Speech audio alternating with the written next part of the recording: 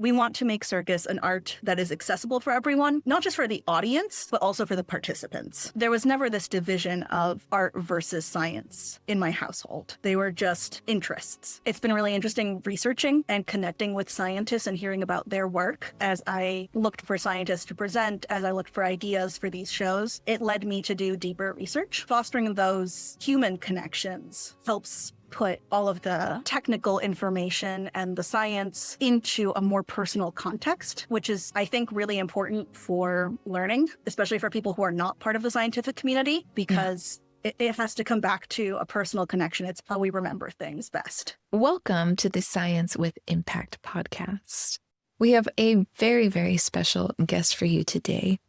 And before we get into that, I should introduce myself. I'm Vanessa Rosa. I am a scientist whose mission in life is just to connect society with science, and I do that through the Science with Impact podcast.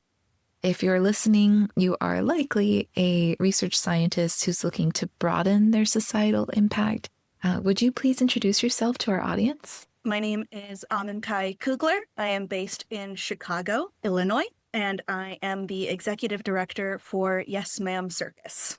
Yes Ma'am Circus is a small contemporary circus company. That means we work with people. Specifically, we don't use animal acts, and we tend to feature and focus on more character and narrative-driven shows, a bit less of the traditional, boom, hey, it's a trick that you might see in a three-ring circus, and a bit more, think Cirque du Soleil on a much lower budget.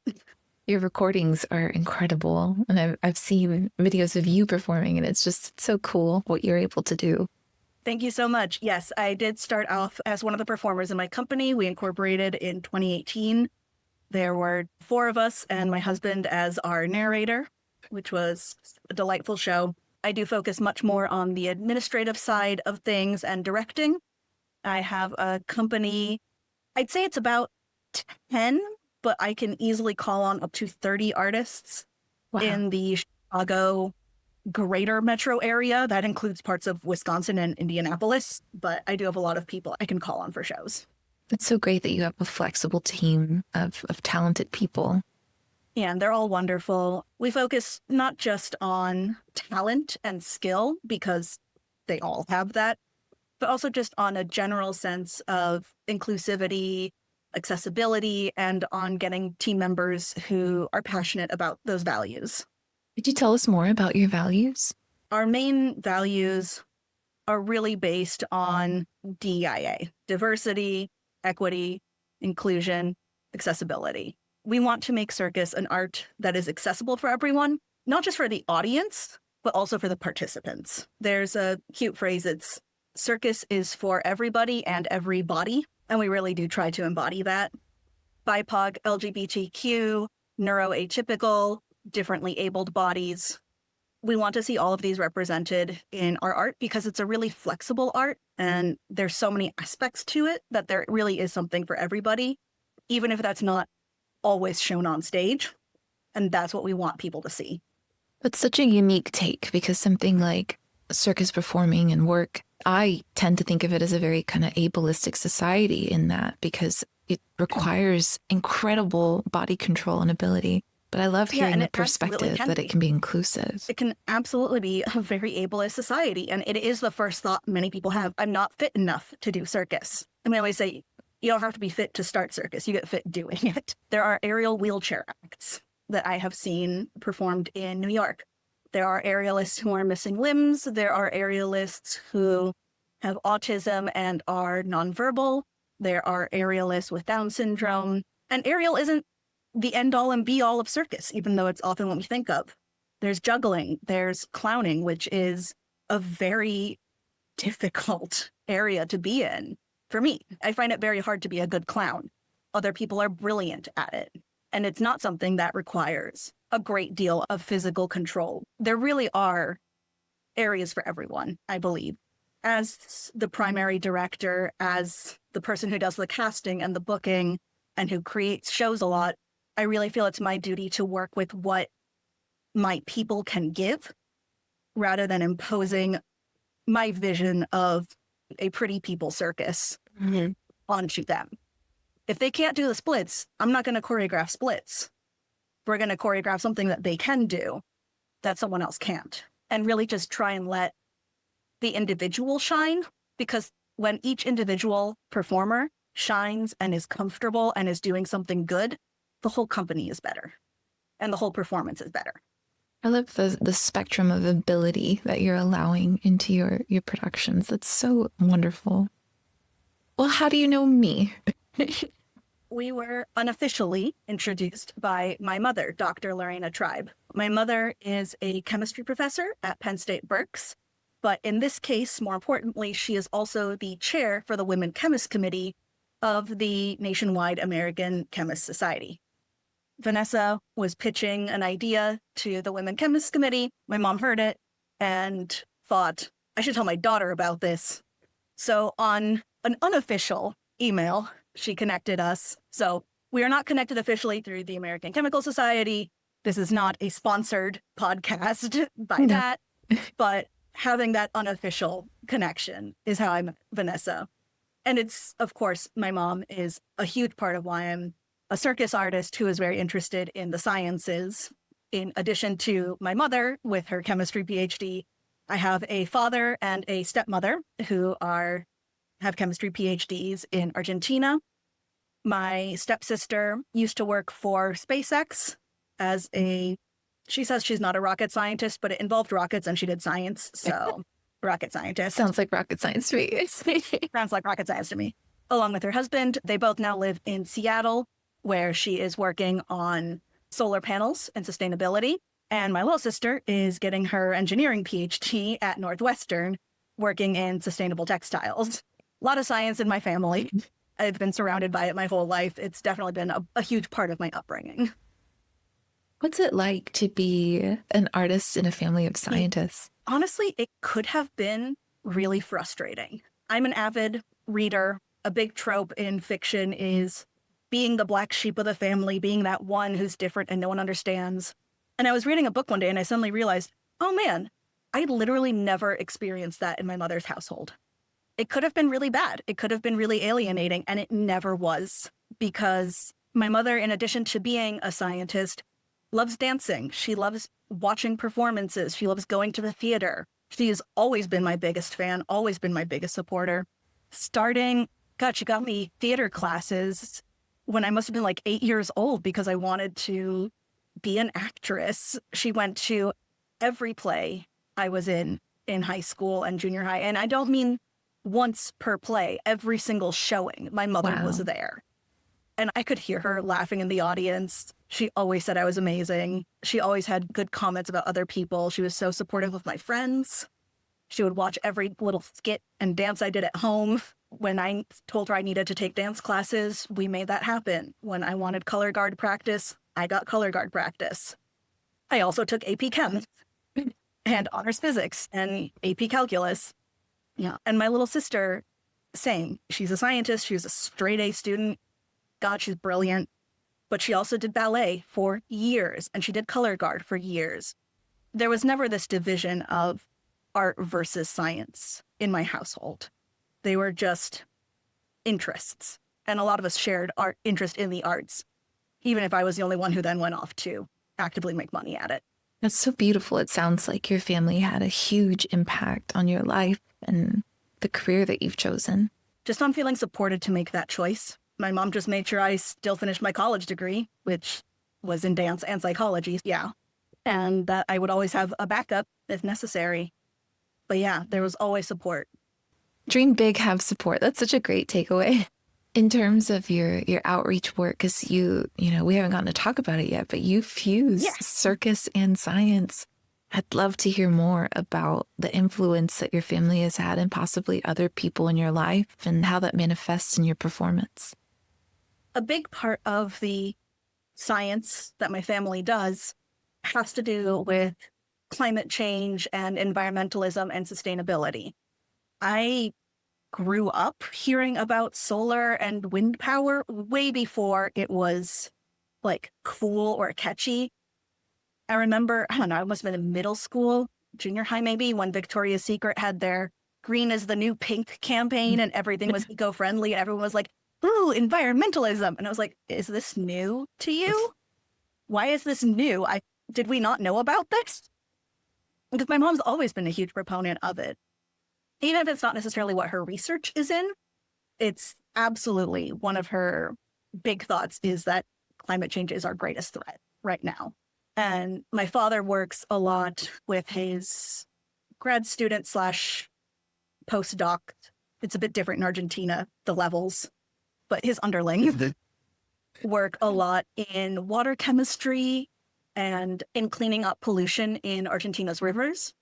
Because in many of the poor areas surrounding Buenos Aires, the rivers are the water supply, but they're so polluted you wouldn't want to go swimming in it. Some of his students actually developed a system that is entirely run on solar power that purifies the water from the river and turns it into clean drinking water and is, again, entirely based on solar power, which is good because the islands that are in the Rio de la Plata and that area do not have access to the power grid. They've had to ship in bottled water, which is Wow. nuts for a small, poor fishing community. So things like that have really just always been a part of what I knew growing up. A couple years ago, I started producing the Chicago Circus and Performing Arts Festival with the primary purpose of showcasing our local artists. Because a lot of festivals take place in Chicago, but use artists that are not from Chicago, which is great. They're awesome festivals. They're amazing. They get to expose new artists to a new audience. People in Chicago can see these people. We can network. It's wonderful. Visas sometimes fall through, and then the festival is out a ton of money, and a headliner can't make it. And there's so much circus in Chicago. And a lot of it is small companies, duos, trios, friends working on a project that they love, but it's too long to be in a cabaret show, and it's not the right vibe for a dinner theater show anyway. But you certainly don't want to book a theater for a 2-week run of it, because maybe it's only 30 minutes. So where do you show this work? There isn't a space. So I wanted to create that space where we could have shorter shows, weirder shows, things that didn't get a stage regularly, and have them all come together for 4 days. This most recent year, I decided to do a festival that had the same basic premise, a lot of people from Chicago, a couple of folks who have family in Chicago and fly in for the festival, but have it themed and based on climate change, environmentalism, and sustainability.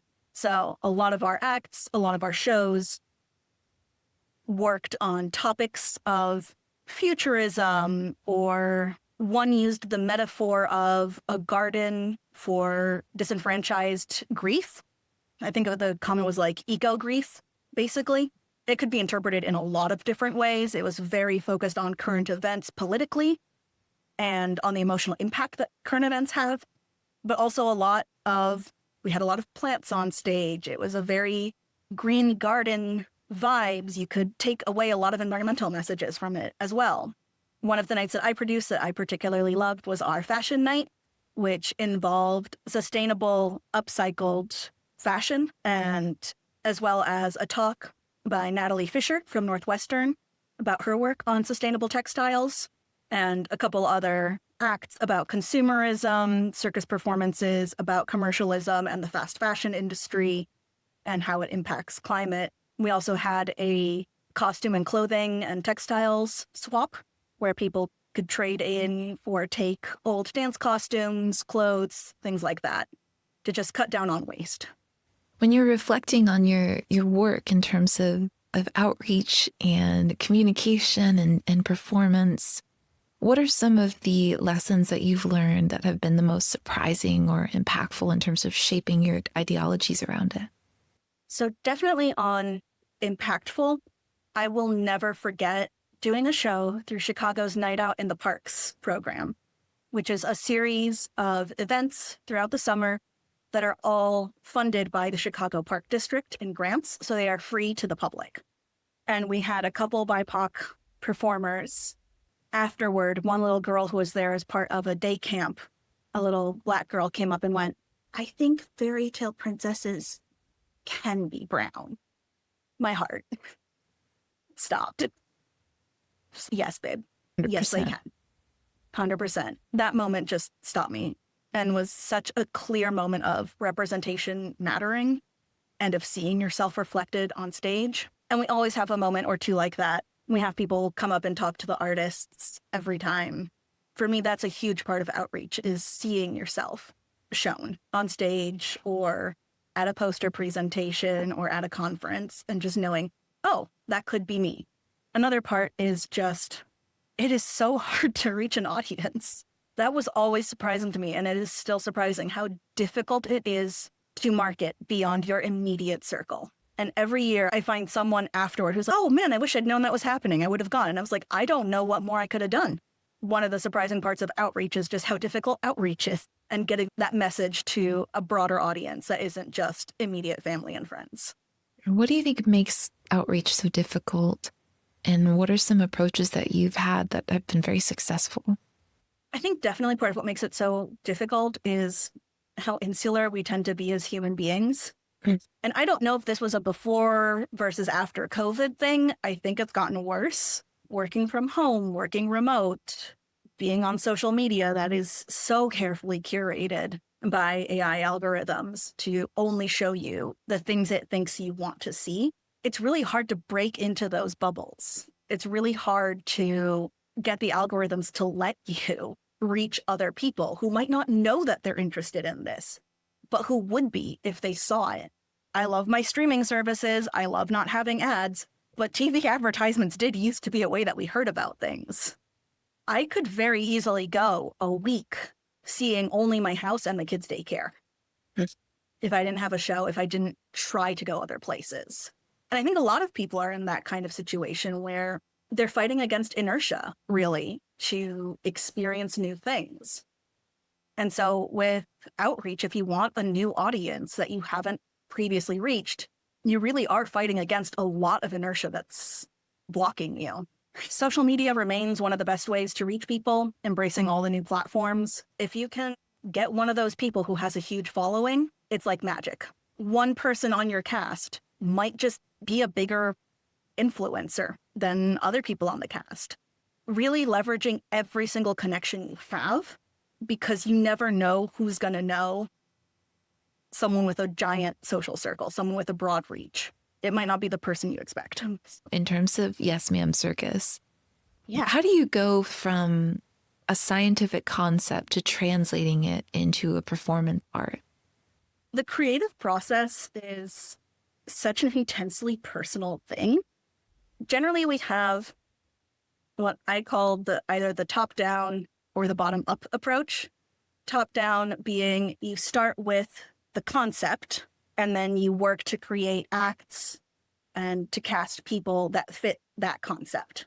If the concept is endangered animals, and you want to show endangered animals, you start with, okay, that's the head. We don't work with actual animals. We work with people. Okay, people with acts based on animals. Who do I know that's willing to do that? Who has that already? And then you can cast an entire cabaret of animal acts done by people.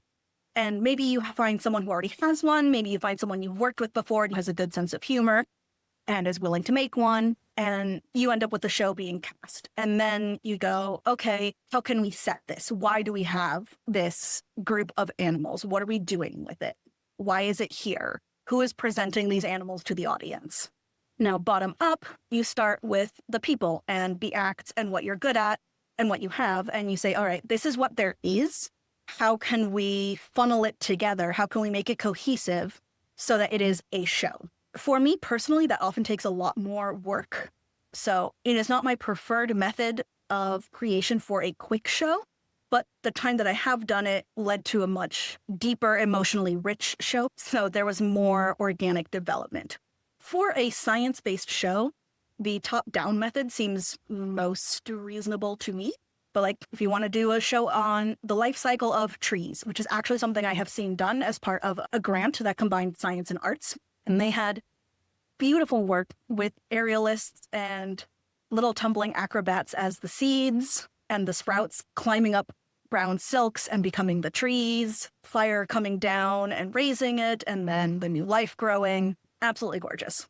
Can you tell us a story about a time that you've uncovered a really effective way to do science communication through circus art? For this particular festival, I think our most successful science and art show was probably the fashion night, because we started off with a set of solo acts that were based on ideas of commercialism, specifically fast fashion.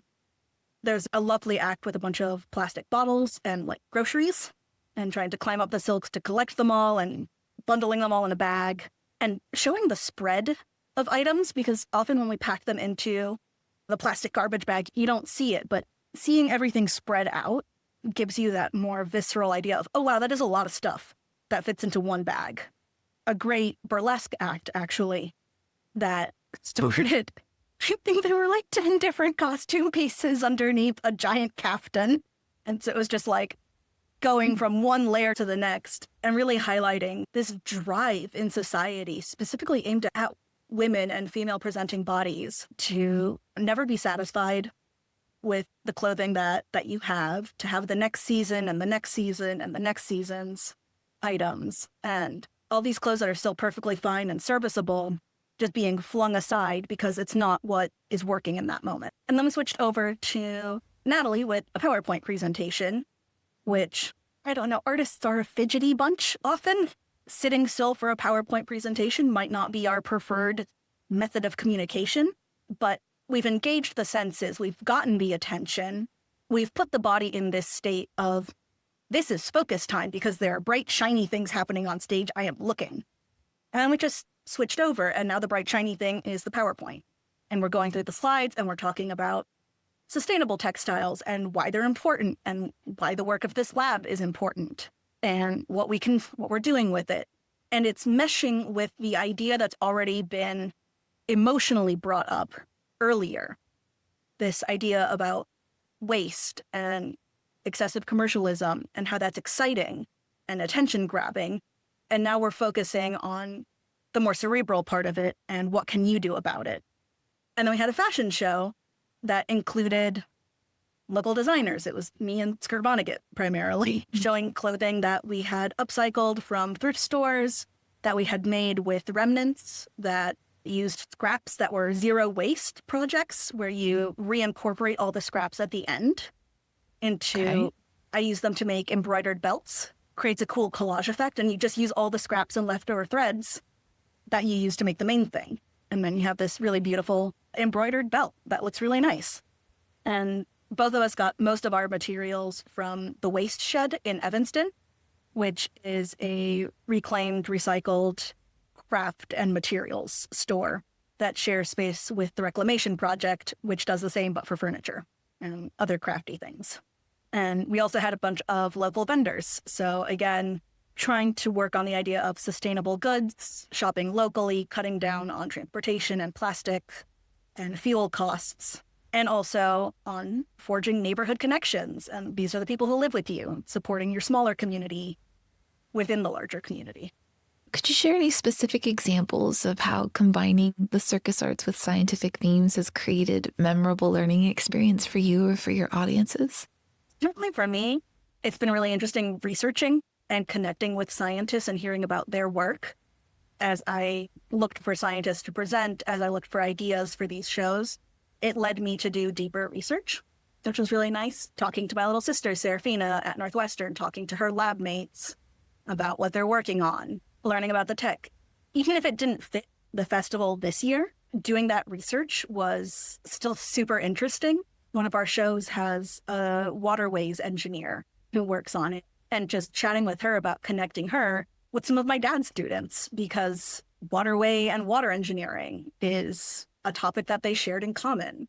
Again, a lot of times it's hard to reach a broader audience, but because the fashion night was so different from what we've usually done, and because we had different people involved, so doing something outside of our usual wheelhouse and what our normal audience would have been interested in let us get more audience, new members, who then interacted. People chatted during the snack breaks. They chatted while they were looking at the free costumes. So there was a Q&A session where people got to talk. Fostering those human connections helps put all of the technical information and the science into a more personal context, which is, I think, really important for learning, especially for people who are not part of the scientific community, because it has to come back to a personal connection. It's how we remember things best.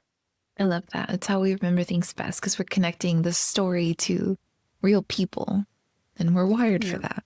As a psych major, one of the main things we learned was to be wary of anecdotes, because they can really lead you astray because they hold so much power. So if you're seeing an anecdote mentioned in research, you have to look past it to objectively understand things, because the anecdote might be swaying you. But now, as someone who's working to try to sway people into thinking, yes, science is important, please pay attention to it, having that information is really powerful, because anecdotes are powerful. They are stronger than data frequently. It's that horrible saying, 1 death is a tragedy, 1,000 is a statistic. Mm-hmm.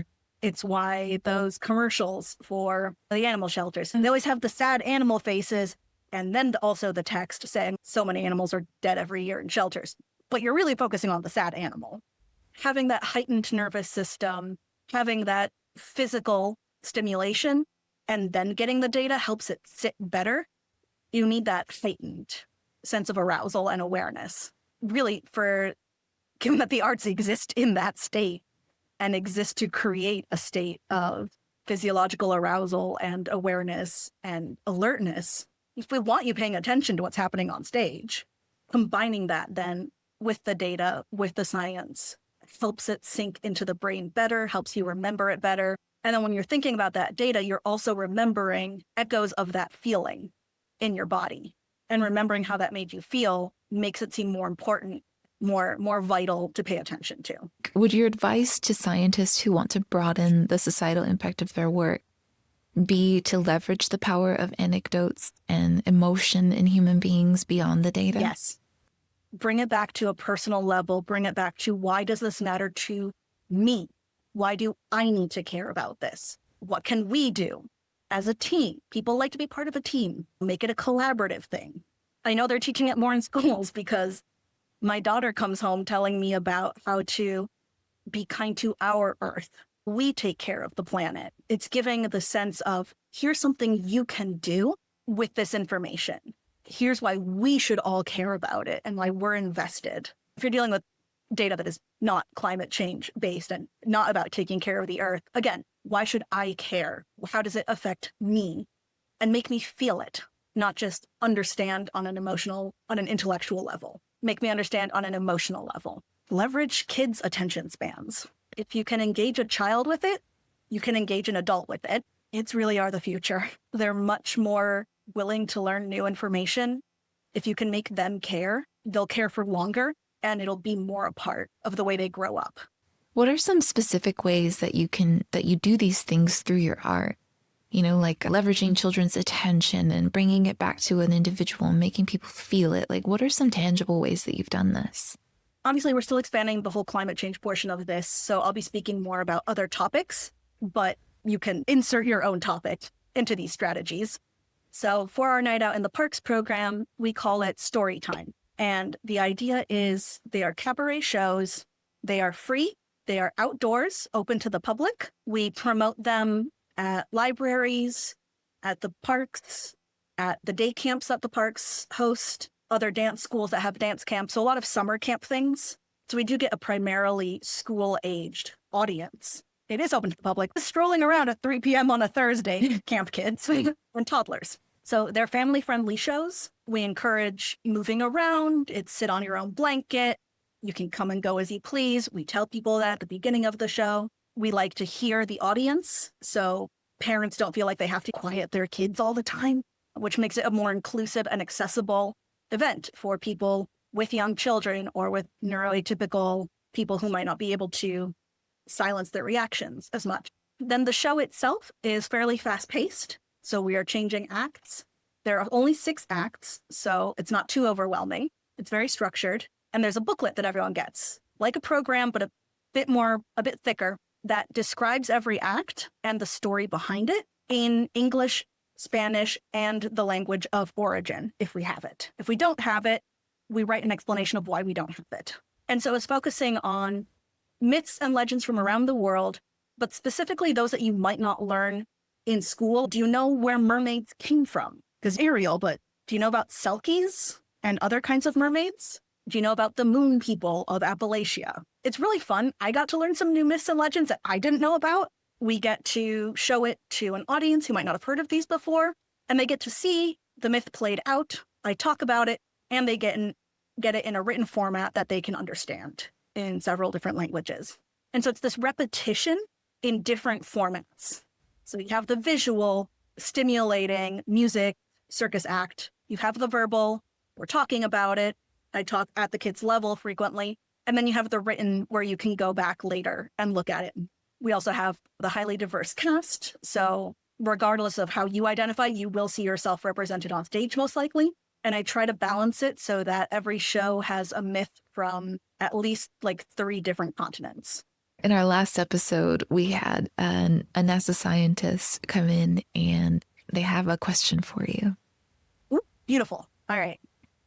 So their overall question is, how do we make our work, as research scientists, relatable to everyday people? He gave some context saying that a person can take our materials and use them. They could be educators, they could be stakeholders, they could be a funding source, they could be students. But how do we make this living world of research accessible when it's as complex as it is?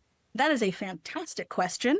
Generally speaking, I would say really try to put yourselves in the shoes of someone who is new to this. Think about yourself learning something new. You are a smart person. You are an educated person. How much do you know about crochet?